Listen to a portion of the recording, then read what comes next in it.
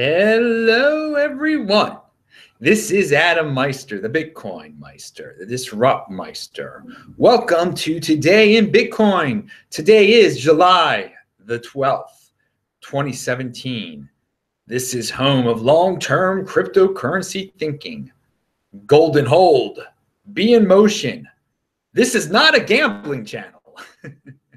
Hey, so check out my link to Sunday's show below. Check out all my links below. You can get a discount on a Trezor or a storage device or a cool shirt like this using the Meister code. It's all explained below in the notes section. So always check that out. And of course, I link to all the pertinent links that will be mentioned in this show. So let's talk about Bitcoin patience real fast here, because we're living in a world where people just have no patience at all.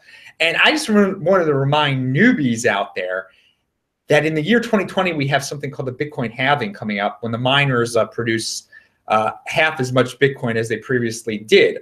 And when we had this in 2016, we had a Bitcoin halving. The price of Bitcoin basically doubled leading up to the halving. So we have real events based on history and that we know are going to happen in the future that are they're positive, and you just have to wait around and just hold your Bitcoin and see what happens. It's not based on pure gambling and speculation like ICOs or altcoins are currently, some of them. So I know it's hard for some people to be patient. I bring up the year 2020 over and over again because it isn't that far away, and there is an event that is there, that is scheduled, that we can all look to. Now, I'm not saying sell all your Bitcoin in the year 2020. I'm definitely not doing that. But I'm just saying this is a way to be patient, because people out there can't seem to hold on to something for more than a month. They're like, August 1st, should I pump, dump, whatever, this, that, and the other? I mean, people have a really hard time being patient in today's society. And on that note, Andreas Antonopoulos has a video out there that I linked to below, and he compares the dopamine rush that you get from gambling, which totally blinds you, to the dopamine rush people are getting from these ICOs and buying into altcoins. And it's a really good point, and it becomes addictive. Flipping altcoins and flipping ICOs and playing with ICOs. It's an addiction. And what I'm trying to preach is something that isn't based around an addiction. It's based around long-term thinking and something that's sound.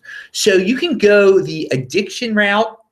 I mean, you can see what happens to people who get addicted to things.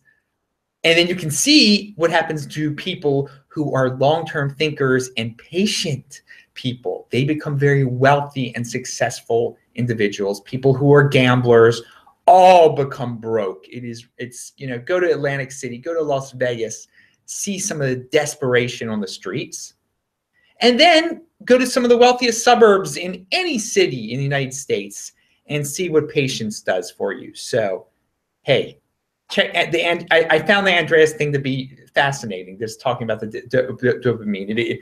I mean, maybe some of you that'll wake some people up to what some of you are getting into here.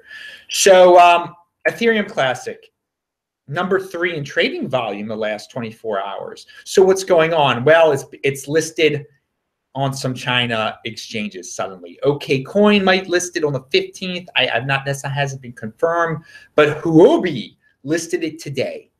They launched ETC trading on July the 12th.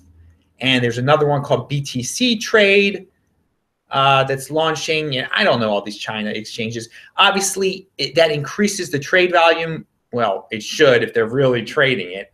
But people are obviously buying the rumor here and pumping up the price.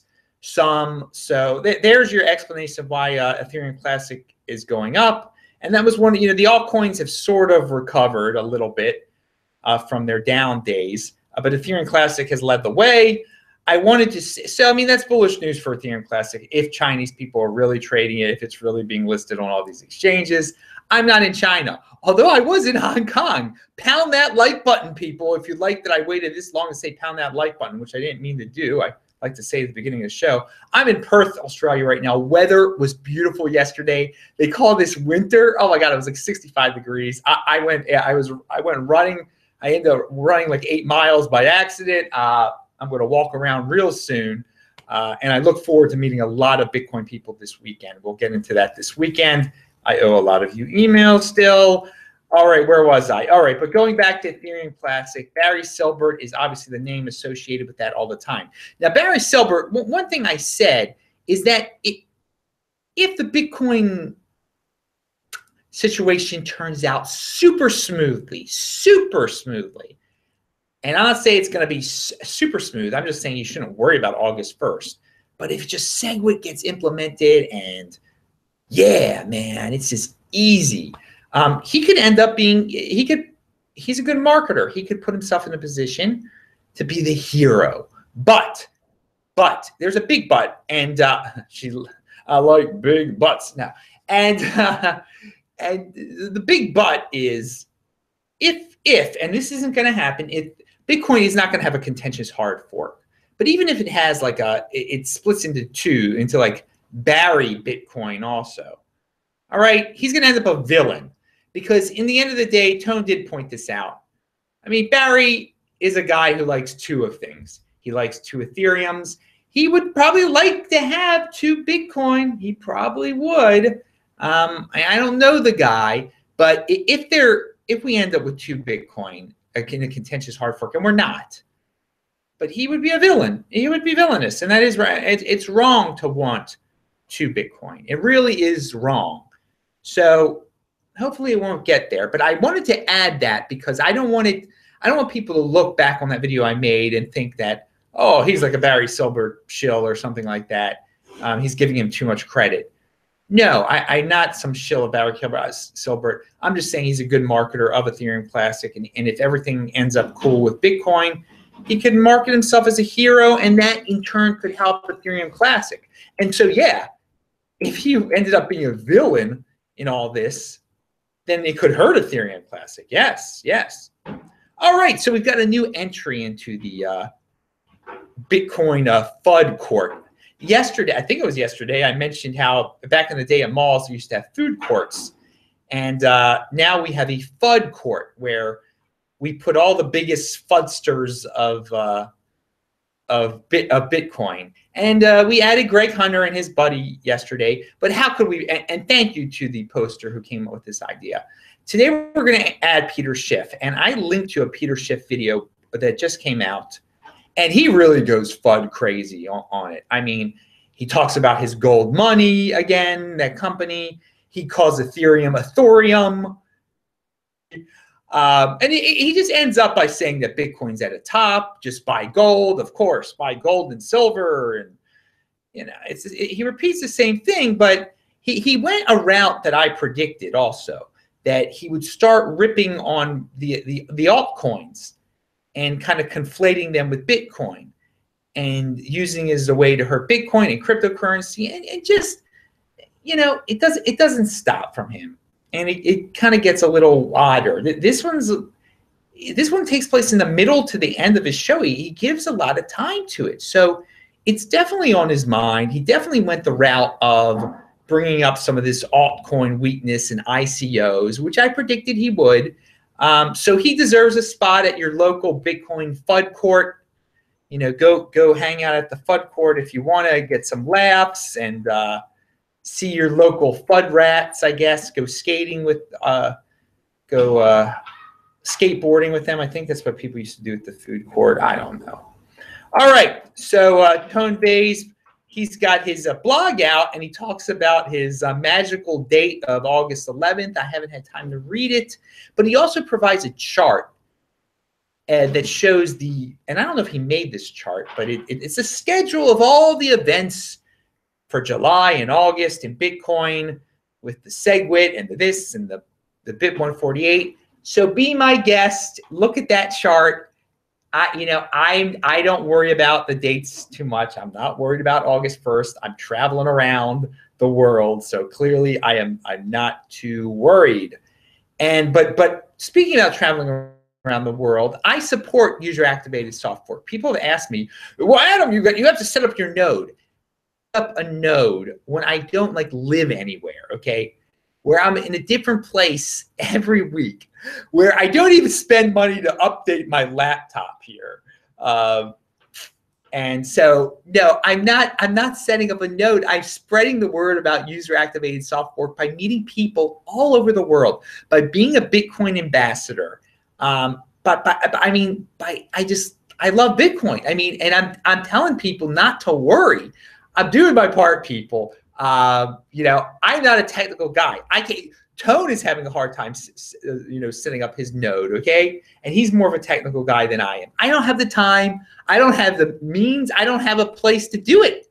I don't have a place. But so I'm telling everyone, just, market user activated. Just that's the answer. Obviously, that's the leverage over the miners. It's that simple. So I can't set up a node, people. But I'm not worried also, and I don't want people to be worried. And so on August 1st, I will be on a plane back to Baltimore, actually, or back to New York, then to Baltimore. Who knows how it's going to work out? I'll be in Brisbane. So pound that like button if you're going to be in Brisbane these last 2 weeks of July 17th to the 31st, and you want to meet up. And I owe a lot of people in Brisbane a lot of emails. And there's been at least 10 of you that have emailed me, and it has become completely not organized. And I apologize greatly. It's just there's a lot on my plate. And email me at adam@tresorhelp.com. I love the people of Australia. I love the Bitcoin, the cryptocurrency fans of Australia. And yeah, it's more than just Bitcoin because, someone's been talking to me about ICOs, and she might end up on the show. But I'm definitely going to that event on Sunday. There's an event here on Sunday, and look at that. I look over at the chat, and I don't look at the chat often. I do review the chat sometimes after these shows. Bitcoin FUD, a great guy who I'm going to be hanging out with on Saturday, is posting in the chat right now. He's got a great channel out there. So visit Bitcoin FUD's channel and visit Vention MGTOW's channel. Also, he's in there. What a great MGTOW. And we're going to talk about MGTOW in 1 second. So, I talk about my how Bitcoin is a direct deposit into your savings account. And I wanted to elaborate on that. Something that I forgot to say is that the traditional markets, governments, entities, whoever you want to say is traditional, they want you to sell your Bitcoin. And because that just gets you right back into fiat. It gets you into the tax system. Because remember, when you panic sell your Bitcoin, you get dollars, which is great, but you have the United States once you sell your Bitcoin. Remember that. So it just adds to the hype. It supports the system. It adds to the hyper consumerism system. That's what I call it, where people spend $11 where they only own $10. So you should save and hoard your Bitcoin. Use it as a savings account. Don't get back into hyper consumerism and all that stuff. I mean, hyper consumerism. It's not about buying a. People are just like, Adam, do you have a Bitcoin credit card? Heck no. Why would I do that?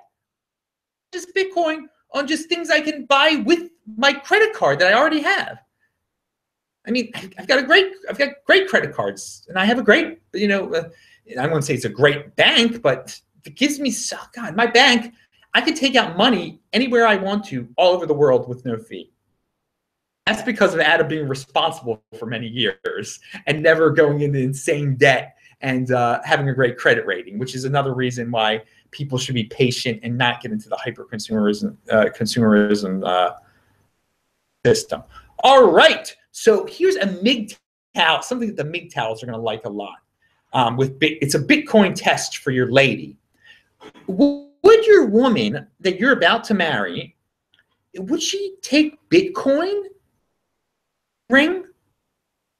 I mean, does she have to get into the superficial system of having the biggest ring, or would she be is she a logical person, and could you just say, my love, my dear, I am getting you a Bitcoin, and this Bitcoin, I don't want you to do anything with it. It shows you that I trust you. I care for you, and it's going to be worth so much one day.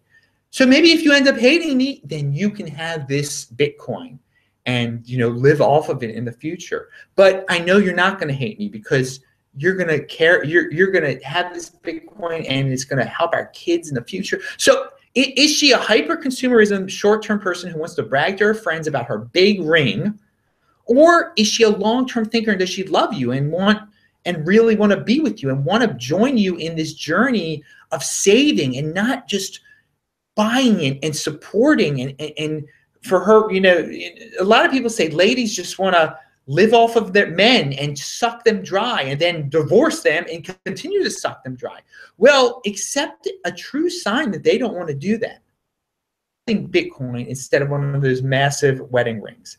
And it's just something to ponder. And everyone's going to say, Adam, that is ridiculous, what you have just proposed. Is it really ridiculous? Or is it just outside the box thinking and a way maybe more men should think before they get in? Because it is a financial arrangement when you marry a woman. And same with a woman. If you have a lot of Bitcoin and maybe you were planning on getting your man a wedding ring or something. I don't know. Maybe certain cultures do that. I don't know. All right, look, now it's starting to rain outside. I think I hear something. Oh, no. But Perth is beautiful. I'm Adam Meister, the Bitcoin Meister, the Disrupt Meister. Please remember to subscribe to this channel. Pound that like button if you like this video. And do all the other things. Spread the word. I'll talk to you guys later. I'll check out the chat and say hello real quick. Bye-bye.